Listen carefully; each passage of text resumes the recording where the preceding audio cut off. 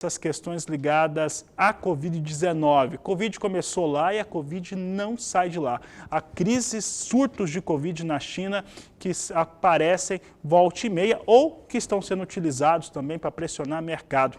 É por isso que eu vou conversar agora pela internet com Ronald Macuco, ele que é analista da Pátria Agronegócios e participa do programa ao vivo conosco. Ronald, sempre um prazer tê-lo aqui conosco. Hoje nós vamos falar sobre soja, falar sobre carne bovina, tudo relacionado à China. Como é que essas questões que chegam da China têm pressionado ou trazido parâmetros distintos para o mercado internacional de grãos? Boa tarde, seja bem-vindo. Boa tarde, Fabiano, boa tarde a todos. E sim, Fabiano, esse vai e vem aí, né, Fabiano, dessas políticas sanitárias dentro da China, isso preocupa o mercado, e não apenas o mercado de curto prazo, mas também o mercado de longo prazo. E falando especificamente, Fabiano, ontem eles bateram o pico histórico aí de casos de Covid dentro da China. Isso é preocupante, né, Fabiano? Ele estava já conversando e o próprio NHC, que é o Ministério da Saúde da China, trouxe aí dados na semana passada que poderia liberar um pouco a economia. Isso foi um fator altista. Mas no curto prazo, Fabiano, o que nos preocupa aí, Fabiano, não necessariamente os grãos, Fabiano. O grão, hoje a gente está com os estoques bem apertados na China, o que pode ser, esses movimentos não interfira tanto, sabe, inicial, mas assim, mais para as commodities energéticas, o caso do petróleo hoje caindo forte aí, né, e propriamente o minério também, né, olhando aí a própria, e a gente vê isso, a Vale hoje subiu bem na sexta e hoje caindo, né, Fabiano? Tudo por causa dessas medidas pontuais aí que a China tem intensificado cada dia mais, Fabiano. Ronald, eu vou aproveitando, conversando contigo, enquanto os nossos telespectadores vão mandando mensagens. E aqui o Franklin Braz Caldeira, do estado de Goiás, aí do seu estado, está mandando uma mensagem aqui, faz um comentário interessante a respeito da China, que a China, ele está dizendo aqui, que foi, ele coloca aqui, pseudamente, o país que mais desenvolveu vacinas contra a Covid-19 e é o que menos apresentou dados em relação à imunização da sua população, né? A China pode, né, pregando aqui o gancho do comentário aqui do nosso telespectador, a China pode, eventualmente, estar utilizando os surtos que tem de Covid, é um país com uma população com mais de 1 bilhão de pessoas, claro que é muito mais difícil imunizar uma população desse tamanho, mas eventualmente usar essas questões para trazer pressão para o mercado, Ronald, eu acho que essa que é o melhor desenho para a pergunta. Fabiano, acho que respondendo indo direto à pergunta do Frank aí, né, e seja bem-vindo aí, Frank, ao canal do Boi.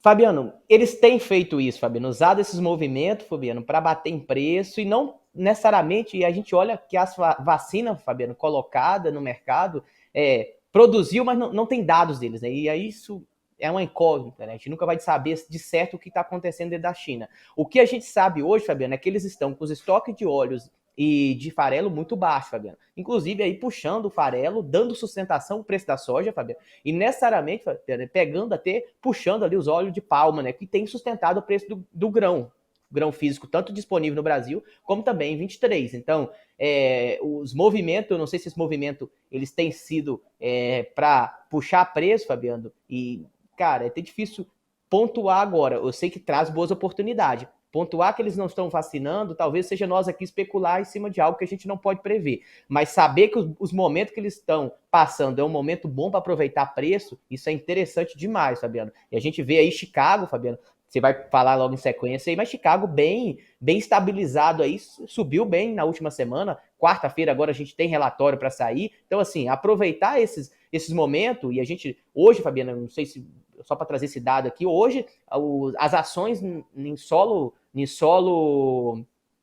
chinês subindo forte, ações de empresas de vacina que estão aí desenvolvendo, ações propriamente o mercado aí de restaurante subindo bem, talvez assim, o próprio chinês acreditando que essas medidas vai ser logo jogada para trás aí para o mercado e a economia crescer, Fabiano.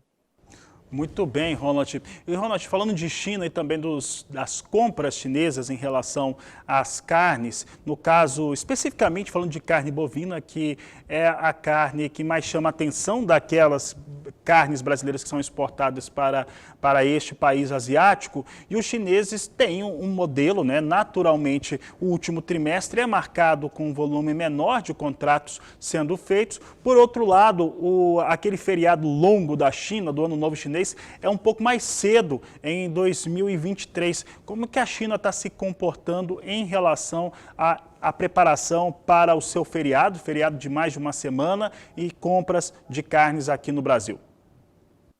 Fabiano, para o mercado pecuário as notícias vinha muito boa e talvez essas paralisações agora, e talvez olhando até pelos números de casos de Covid, eles estão preocupados com isso, mas estava muito bom, Fabiano. Inclusive, Fabiano, já houve oferta pela tonelada do boi brasileiro, Fabiano, de remarcação para cima, em torno aí de 400 a 600 dólares, a gente viu na última semana, Fabiano. Pegando, Fabiano, e até no mercado físico brasileiro, a gente poder falar um pouco do mercado físico, a gente parece que encontra o fundo do poço nesse curto prazo, Fabiano. E aí a bolsa, a B3 precifica esses movimentos mais rápido, né? A gente viu o mercado aí, contrato novembro e dezembro trabalhando aí abaixo dos novembro trabalhando abaixo dos 280, o dezembro abaixo aí dos 284 e hoje trabalhando tudo acima dos 295, trazendo boas perspectivas. O que nos preocupa, Fabiano, no caso do boi, essas paralisações podem levar a um menor consumo, né, Fabiano? Nesse curto prazo, o que necessariamente, Fabiano, pode movimentar também o mercado pecuário. Não é isso que a gente vê, mas essas paralisações intensificando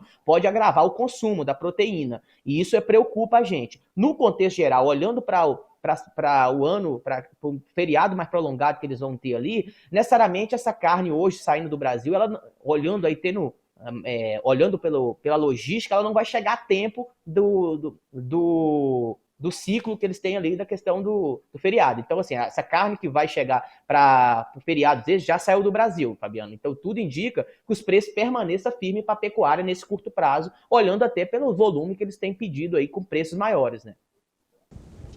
Tá certo, Ronald. Falando de mercado interno brasileiro de carne bovina, o curto prazo está aí rasando, né? Está indo lá embaixo em relação à arroba do boi gordo, traz uma preocupação muito forte para os pecuaristas, que normalmente têm um mês de outubro e novembro com valores historicamente mais elevados. Entretanto, nós temos neste momento alguma folga nas escalas das indústrias, enquanto que mesmo com o atacado repassando esses valores mais baixos, o frigorífico repassa, o atacado repassa, o varejo não vai entregando essa carne com valores mais acessíveis para a população brasileira, principalmente falando de mercado interno. Como é que você vê essa questão ainda no Brasil que não se resolve? Fabiano, interessante demais. Assim, há duas realidades hoje, né? O boi bolsa e o boi mercado físico, né? A bolsa sempre precifica tanto as baixas antes do mercado físico como as altas também. Então a gente vê esse movimento separado. E o mercado físico, Fabiano, enxugou. Não há oferta de animais pronta. A vaca da costela gorda, que a gente gosta de falar aí, que chega no final de novembro, ela não chegou ainda, não chegou no meados de outubro, não está chegando em novembro. Então, assim, enxugou. E enxugou por dois fatores, né? O boi vem caindo aí, desde meados de julho, a gente vê boi caindo, não trazendo atratividade para quem está colocando o animal no coxo, que sairia agora em novembro. Olhando para o atacado, Fabiano, a gente teve aí o fator eleição, que era um boom de consumo, uma injeção de capital aí no mercado, que poderia fazer o atacado conseguir haver um consumo, incremento de consumo, não aconteceu. A gente espera que isso vai acontecer agora, Copa do Mundo, vários feriados agora chegando, festa de final do ano do Brasil, que ela é bem mais representativa do que necessariamente uma exportação forte da agora para frente. A gente espera que no final do ano há esse boom de consumo, fazendo com que o pecuarista ganhe aí pelo menos 10 a 12 reais nesse curto prazo aí, até janeiro, nessa arroba do boi pronta que tem para sair nos próximos meses. Então, assim, até trazendo um dado, voltando um pouquinho atrás, Fabiano, muitos pecuaristas, confinadores que soltou animal em setembro, outubro e até agora, começo de novembro, tá com margens negativas, Fabiano. Realidade do confinamento aí. Confinamento que no começo, lá em meados de julho, estaria uma expectativa de 300, 330 reais por animal abatido positivo, hoje está saindo em torno de 150, 100 reais com animal negativo desse ciclo pecuário. Então, assim, os próximos dias tem perspectivas positivas para o preço da pecuária, tá bom, Fabiano?